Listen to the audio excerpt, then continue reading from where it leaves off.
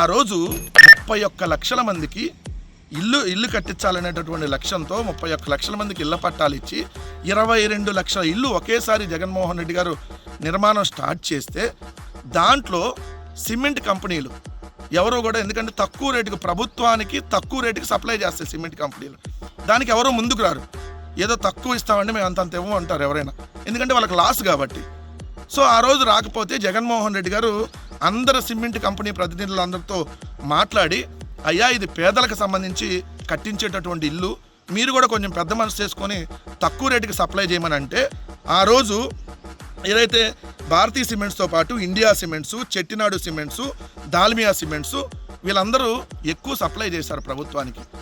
మిగిలిన కంపెనీలు కూడా మొత్తం సప్లై చేసినాయి. చూడండి, వీళ్ళు రాసిన దాన్ని బట్టే మీకు క్లియర్గా దొరికిపోతారు.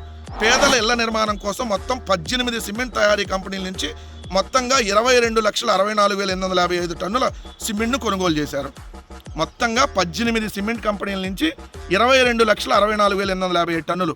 దాంట్లో భారతీయ సిమెంట్స్ నుంచి 3,31,000 టన్నులు మాత్రమే కొనుగోలు చేశారు.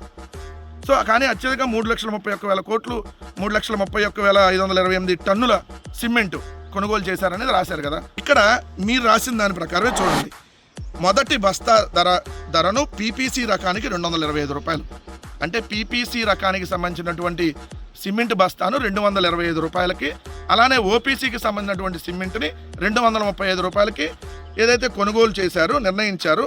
అయితే బస్తాకు 3 రూపాయలు ఎక్కువగా చెల్లించారు అని రాశారు. అంటే 228 రూపాయలు పీపీసీ రకానికి, ఓపీసీ రకానికి 238 రూపాయలు.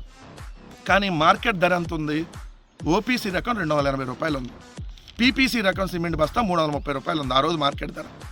మరి 280 రూపాయలు ఉన్నదాన్ని 228 రూపాయలకో, 330 రూపాయలు ఉన్నది 235 రూపాయలకో కొనుగోలు చేస్తే తక్కువ కొనుగోలు చేసినట్ట, ఎక్కువ కొనుగోలు చేసినట్ట?